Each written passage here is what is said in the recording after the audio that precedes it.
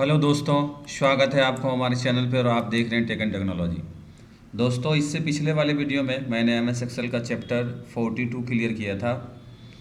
मुझे उम्मीद है कि वो वीडियो आप लोगों को बहुत ज़्यादा पसंद आई होगी। इस वीडियो में मैं एम एस एक्सेल का चैप्टर 43 क्लियर करने जा रहा हूँ, जिसमें आपको यहाँ पे मैंने स्क्रीन पे आपको दिखाई दे रहा होगा कि इतने सारे कमांड को मैं इसी वीडियो में कवर करने वाला हूँ। जैसे हमारा ये ट्रेस प्रेसिडेंट है, ट्रेस डिपेंडेंट्स है, remove arrow, show formula, error checking, valued formula, watch window, calculation option, calculate now, calculate sheet, इन सारी चीज़ों का मैं इसी वीडियो में बहुत ही सेटिंग तरीके से आप लोगों को बताने वाला हूं। तो देरी न करते हुए मैं मेरे एक्सेल सीट की ओर बढ़ता हूं। यहाँ पे मैंने सबसे पहले आपको एक्सेल सीट ऐसे ओपन कर लेनी है और कोई सा भी आप एक ऐसे सीट ओपन कर लीजिएगा जिस पे आप इनका प्रैक्टिकल करना चाहते हैं। अभी मैंने यहाँ पे आर गारमेंट्स नाम से कोई ऐसे क्या कहते हैं बिल बनाया हुआ है, जिसमें मैंने कुछ आइटम्स का नाम भी लिया हुआ है, क्वांटिटी वगैरह, रेट, डिस्काउंट सब जो होता है ये सब चीज़ मैंने लिया हुआ है। अब यहाँ आप देखोगे कि ये जो फार्मूला टैब है, फार्मूला टैब में फार्मूला ऑडिटिंग ग्रुप में ना 5-6 ऐसे कमांड्स हैं। ये देखिए 6-7 ऐसे कमांड है। Trace precedent, trace dependent, remove arrow, show formula, error checking, evaluate formula, इन सारे का मतलब क्या होता है, इसका हमारे एक्सेल वर्कशीट में उपयोग क्या है, मैं इसी के बारे में आप लोगों को इसमें बहुत ही अच्छे तरीके से बताने वाला हूँ। सबसे पहले देखिए, जो ट्रेस प्रेसिडेंट होता है ये हमें उन एरो को प्रदर्शित करने का काम करता है जो यह दर्शाता है कि कौन से सेल में करंट में सेलेक्टेड सेल की वैल्यू को प्रभावित करेगा। जैसे ये ना एक प्रकार का एरो होता है। अभी जैसे मान लीजिए मैंने इसको ऐसे क्लिक कर दिया। क्लिक करने के बाद जब आप ऐसे इस पे ऐसे क्लिक करोगे तो आपको दिखाएगा ये ना इन सारे का टोटल है। ये ऐसे इस तरह से ना एरो दिखाने का काम करते हैं कि करंट में जिस सेल को आपने सेलेक्ट कर रखा है ये किन कितने किन किन सेलों से मिलके ना ये वैल्यू बना हुआ है। इन सारी चीज़ों को प्रदर्शित करने के लिए ना हम लोग इसका उपयोग करते हैं। उसके बाद हमारा रिमूव एरो है।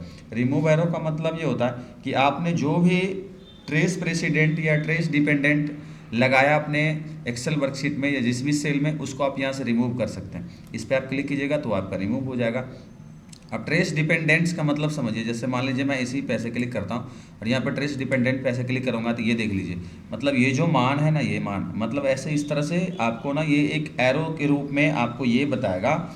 ये जो हमारा होता है ये ट्रेस प्रेसिडेंट, ये उन एरो को प्रदर्शित करने का काम करता है जो इंडिकेट करते हैं कि करंट में सेलेक्टेड सेल के वैल्यू पर कौन से सेल प्रभावित है। ये देखिए, ये जो अभी हमारा ये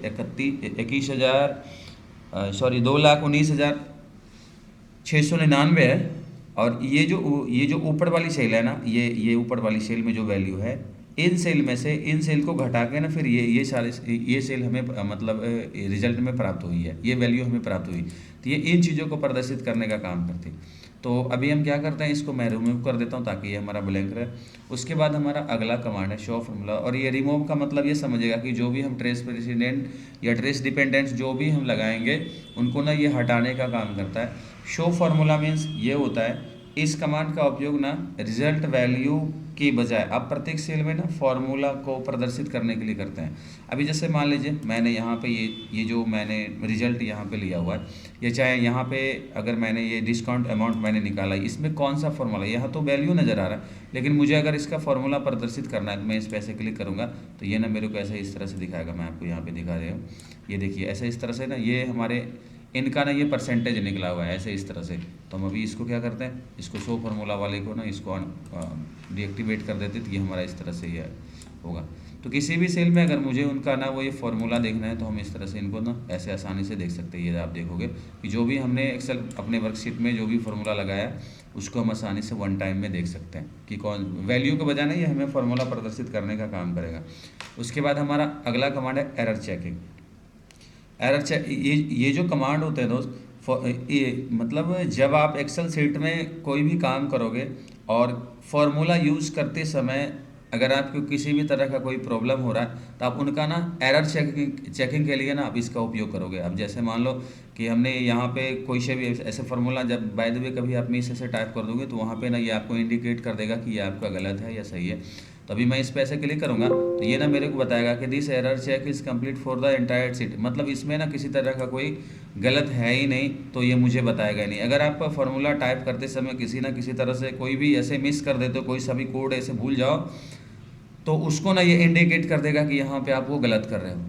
उसके बाद हमारा इवैल्यूएट फार्मूला। इस कमांड का उपयोग फार्मूला का मूल्यांकन करने के लिए किया जाता है। अब जैसे मान लीजिए अभी जैसे मैं यहाँ पे जो भी मैंने फार्मूला ऐसे लगाया और इस पर ऐसे क्लिक करूँगा तो ये मुझे दिखाएगा कि यहाँ जो आपने फार्मूला लगाया है ये उनको बताने, यहाँ पे ये हमें एक विंडो में मुझे प्रदर्शित करेगा कि जिस सेल को आपने सेलेक्ट किया ना उस सेल में इस तरह की ये फार्मूला लगी हुई है। मतलब जो जिस सेल में आपने जो भी वैल्यू निकाली है वो तो किसी न किसी फार्मूला के ही माध्यम से निकला होगा। तो उन सारे फार्मूला को देखने के लिए ये इवैल्यूएट फार्मूला जो है ये क्या करता है, आपके फार्मूला का मूल्यांकन करने का काम करता है। तो ये चीज़ हम लोग ध्यान रखेंगे।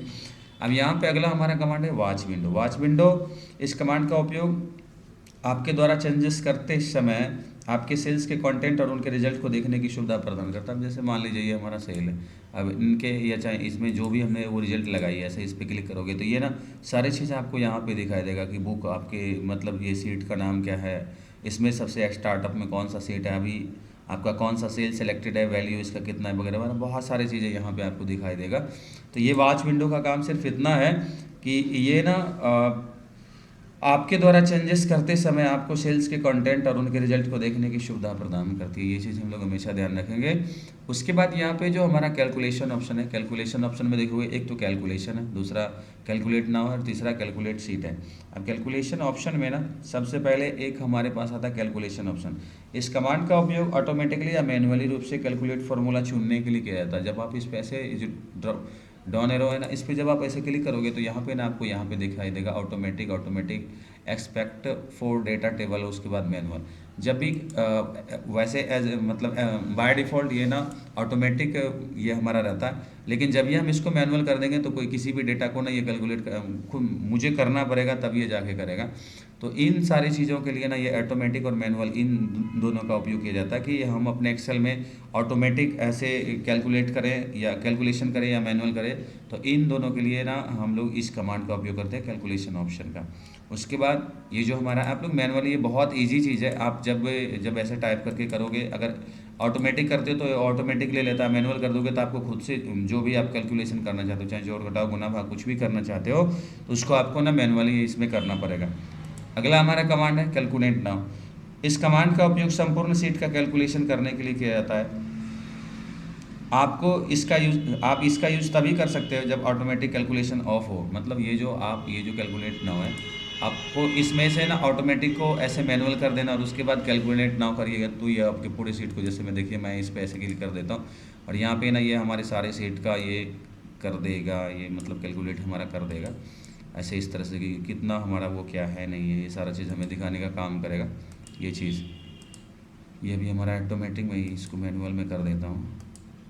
ये चीज़ ये हमारा बाय डिफ़ॉल्ट ये है।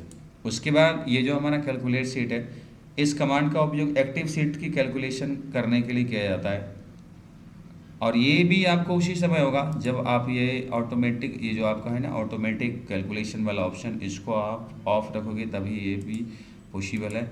ऐसे इस तरह से जो भी आपने एक्टिव सीट ले रखी है इनका कैलकुलेशन करने के लिए किया जाता है। तो मैनुअली ये चीज़ हम लोग ध्यान रखेंगे। और वैसे भी दोस्तों ये by default as a fix रहता है, इसको छेड़छाड़ करने की हमें आवश्यकता नहीं है। इस वीडियो में मैंने आप लोगों को फार्मूला ऑडिटिंग और कैलकुलेशन ऑप्शन के बारे में बहुत ही ईजी से बता दिया। अगर ये वीडियो आपको अच्छा लगे तो अपने दोस्तों के साथ शेयर ज़रूर करेंगे और हमारे चैनल को सब्सक्राइब ज़रूर करेंगे। धन्यवाद।